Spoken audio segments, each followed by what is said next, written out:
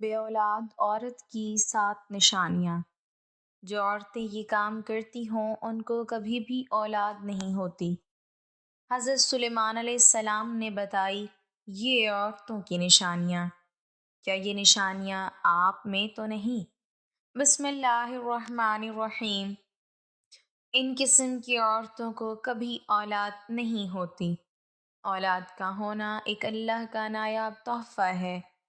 اولاد کے حصول خاندان کی نسلی ترقی، ہر انسان کی ضرورت پاکیزہ خواہش ہوتی ہے۔ ایک شادی شدہ جوڑے کی خوشیاں اس وقت تک ادھوری رہتی ہیں جب تک اس جوڑے کی گود میں اولاد جیسی نعمت موجود نہ ہو۔ بحیثیت مسلمان ہمارا ایمان اور یقین ہے کہ اچھی اور نیک صالح اولاد اپنے والدین کے لیے مغفرت و بخشش کا ایک ذریعہ ہے۔ بے اولاد کا جب بھی ذکر آئے تو ہمارے ذہنوں میں یہ خیال آتا ہے کہ اس کی وجہ عورت ہی ہوگی۔ اس وجہ سے بہت سارے خاندان پریشان ہو جاتے ہیں، خاص طور پر خواتین کا استحصال بھی ہوتا ہے، جبکہ یہ ہرگز ضروری نہیں ہے کہ بے اولادی کی وجہ صرف عورت ہی ہو سکتی ہے۔ بے اولاد ہونے کی وجہ مرد حضرات بھی ہو سکتے ہیں۔ ناظرین، اگر ہم اپنے معاشرے میں دیکھیں تو وہ عورت ہمیں بہت مطمئن دکھائی دیتی ہے جس کی اولاد ہوتی ہے، جبکہ اس کے مقابلے میں دوسری عورت کو دیکھا جائے جس کی اولاد نہیں ہوتی، اس کے لیے زندگی خوشگوار گزارنا ایک ناممکن سی بات دکھائی دیتی ہے۔ آج کی ویڈیو میں ہم آپ کو 7 ایسی عورتوں کے بارے میں بتائیں گے جو کہ پریوں نے حضرت سلیمان علیہ السلام کو بتایا کہ ایسی عورتیں کبھی اولاد پیدا نہیں کر سکتیں۔ جاننے کے لیے یہ ویڈیو آخر تک ضرور دیکھیے گا۔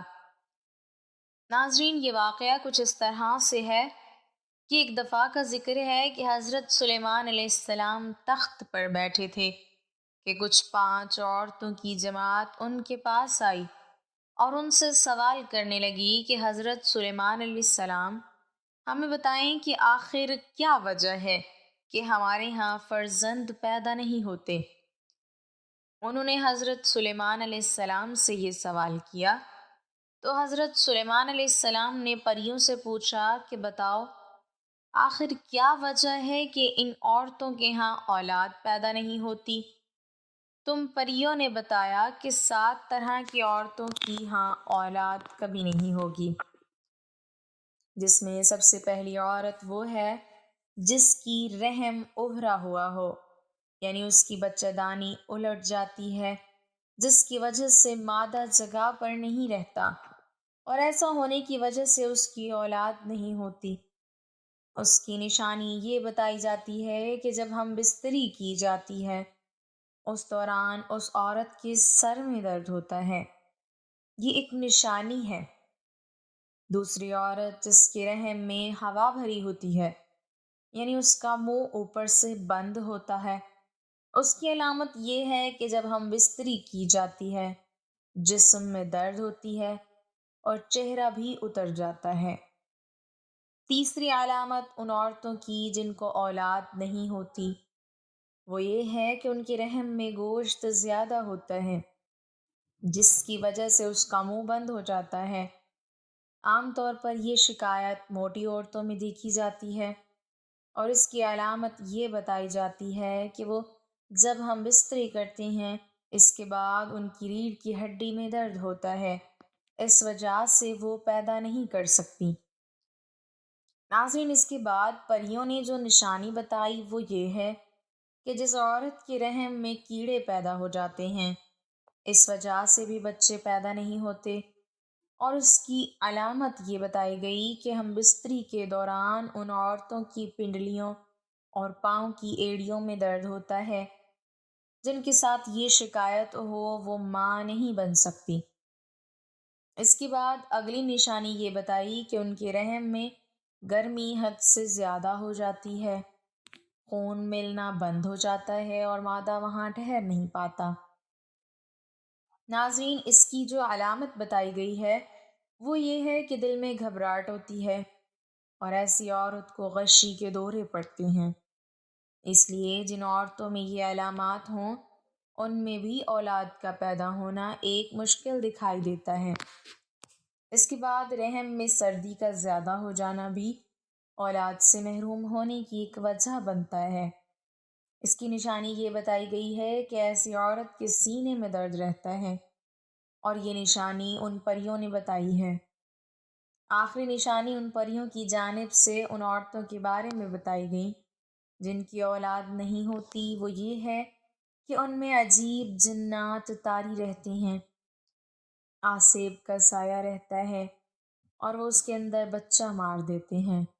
جو مادہ کے رحم میں مختلف چیزیں ہوتی ہیں ان کو ختم کر دیتی ہیں۔ ناظرین، اس کی نشانی یہ ہے کہ اسے ہم بستری کرتے ہوئے درد محسوس نہیں ہوتا، اور نہ ہی ہم بستری کرتے ہوئے اسے لذت محسوس ہوتی ہے۔ یہ وہ 7 عورتیں ہیں جن کے بارے میں حضرت سلیمان علیہ السلام کی بارگاہ میں آنے والی ان بانجھ عورتوں کو بتایا گیا کہ آخر وہ ان میں اولاد کیوں نہیں ہوتی۔ ناظرین، صرف عورتوں ہی میں بانجھ پن نہیں ہوتا، مردوں میں بھی بانجھ پن ہوتا ہے۔ مردانہ بانجھ پن سے مراد مرد کی صحت کا کوئی بھی ایسا مسئلہ ہو سکتا ہے جو اس کی خاتون ساتھی کے حاملہ ہونے کے امکانات کو کم کرتا ہے۔ 100 میں سے 13 جوڑے غیر محفوظ جنسی تعلقات کے باوجود حاملہ نہیں ہو پاتے۔ مردوں اور عورتوں میں بانجھ پن کی بہت سی وجوہات ہو سکتی ہیں۔ بانجھ پن کی 1/3 سے زیادہ معاملات میں مسئلہ مرد کے ساتھ ہی ہوتا ہے۔ یہ اکثر مرد کے سپرم کی کم پیداوار یا سپرم کی ترسیل کے ساتھ مسائل کی وجہ سے ہوتا ہے۔ بالغ صحت مند سپرم نہ بنا پانا بہت سی چیزوں پر منحصر ہوتا ہے۔ مسائل خلیات کو نطفہ بننے سے روک سکتے ہیں۔ مسائل منی کو انڈے تک پہنچنے سے روک سکتے ہیں۔ مردانہ بانجھ پن کی بنیادی وجوہات یہ ہیں: سپرم کی خرابی۔ سب سے زیادہ عام مسائل میں نطفہ بنانے کے مسائل ہوتے ہیں، جیسے بعض اوقات بہت کم تعداد میں بنتا ہے یا بنتا ہی نہیں ہے۔ طرز زندگی کے انتخاب سپرم کی تعداد کو کم کر سکتے ہیں، جیسے تمباکو نوشی، شراب پینا اور کچھ دوائیں لینے سے بھی سپرم کی تعداد کم ہو سکتی ہے۔ مردانہ اعضاء کی بیماری میں رگیں سوج جاتی ہیں۔ یہ بانجھ مردوں میں زیادہ عام ہوتی ہیں اور خون کی مناسب نکاسی کو روک کر سپرم کی نشو و نما کو نقصان پہنچاتے ہیں۔ اندرونی انزال اس وقت ہوتا ہے جب منی جسم میں پیچھے کی طرف چلی جاتی ہے۔ وہ عضو تناسل سے باہر نکلنے کے بجائے آپ کے مثانے میں چلی جاتی ہے۔ ایسا اس وقت ہوتا ہے جب آپ کے مثانے کے اعصاب اور پٹھے جنسی عمل کے دوران بند نہیں ہوتے ہیں۔ منی میں نارمل سپرم ہو سکتا ہے، لیکن منی عضو تناسل سے خارج نہیں ہوتی، اس لیے یہ اندام نہانی تک نہیں پہنچ پاتی۔ یہ بیماری ادویات یا اعصابی نظام کی صحت کے مسائل کی وجہ سے ہو سکتی ہے۔ علامات میں انزال کے بعد ابر آلود پیشاب اور خشک انزال ہو سکتے ہیں۔ بعض اوقات مرد کا جسم ایسے جراثیم بناتا ہے جو اس کے اپنے سپرم پر حملہ کر دیتے ہیں۔ جراثیم اکثر چوٹ، سرجری یا انفیکشن کی وجہ سے بنتے ہیں۔ وہ نطفے کو حرکت اور عام طور پر کام کرنے سے روکتے ہیں۔ یہ جراثیم سپرم کے لیے انڈے میں داخل ہونا مشکل بنا سکتی ہیں۔ ناظرین، یہ تھی کچھ ایسی وجوہات جو بے اولادی کا سبب بنتی ہیں۔ ناظرین، ہم دیکھیں تو عورتوں کو اس حوالے سے دیکھا جاتا ہے، قصوروار ٹھہرایا جاتا ہے، جبکہ ایسا نہیں ہے۔ عورتوں کی بجائے کبھی مردوں میں بھی نقص ہوتا ہے، لیکن ہمارا معاشرہ اس چیز کو ماننے سے قاصر دکھائی دیتا ہے اور اس بات کو تسلیم نہیں کیا جاتا، جو کہ بالکل ایک غلط بات ہے۔ بے اولادوں کے لیے انتہائی مجرب وظیفہ، قرآنی وظیفہ آپ کو بتا دیتے ہیں، جو میاں بیوی اولاد کی نعمت سے محروم ہوں اور ڈاکٹر، حکیم و طبیب علاج سے عاجز آ چکے ہوں۔ ان کو چاہیے کہ وہ اللہ تعالیٰ پر کامل بھروسہ کرتے ہوئے انتہائی توکل اور یقین کامل کے ساتھ روزانہ صبح و شام بوقت نماز فجر اور بعد نماز مغرب 21 مرتبہ اس آیت مبارکہ کا وظیفہ کریں اور اللہ تعالیٰ سے اولاد صالحہ پیدا ہونے کی دعا کریں۔ یاد رکھیں اس عمل مبارک سے پہلے اور آخر میں 11 مرتبہ درود ابراہیمی پڑھنا ہے۔ انشاءاللہ اولاد نرینہ پیدا ہوگی۔ اور قرآن عمل مبارک یہ ہے جو کہ قرآن حکیم کی پارہ نمبر 21 سورۃ السجدہ کی آیت نمبر 7 سے 9 ہے، جیسے میاں بیوی نے پڑھنا ہے جو اس مشکلات سے دو چار ہیں۔ اس آیت کا ترجمہ کچھ اس طرح سے ہے: وہ ذات جس نے جو چیز بنائی موضوع ترین بنائی، اور انسان آدم علیہ السلام کی پیدائش کی ابتدا مٹی سے فرمائی، پھر اس کی نسل حقیر پانی کے نچوڑ مادہ حیات سے پیدا کی، پھر اس نسل کے اعضاء کو متناسب بنایا، اس میں اپنی طرف کی روح پھونکی اور تمہارے لیے کان، آنکھیں اور دل پیدا کیے۔ اس کے باوجود تم بہت ہی کم شکر ادا کرتے ہو۔ ناظرین، خواہش اولاد پوری ہونے کے بعد صدقہ خیرات لازمی کریں۔ ایک بار کا واقعہ ہے، مدینہ منورہ کے قریب ایک نیک عورت رہتی تھی۔ اس کا نام سلیم تھا۔ اس کی شادی کو کئی سال گزر چکے تھے، مگر اللہ نے اسے اولاد نہیں دی تھی۔ ہر سال حج و عمرہ کے لیے آنے والے زائرین کے قدموں کی آہٹ سنتی تو دعا مانگتی: اے میرے رب، تو جس طرح ہر بندے کی حاجت پوری کرتا ہے، میری گود بھی بھر دے۔ لیکن برسوں گزر گئے، دعا قبول نہ ہوئی۔ لوگ طرح طرح کی باتیں کرتے، کوئی کہتا شاید اس کے اعمال میں کمی ہے، کوئی کہتا نصیب ہی ایسا ہے۔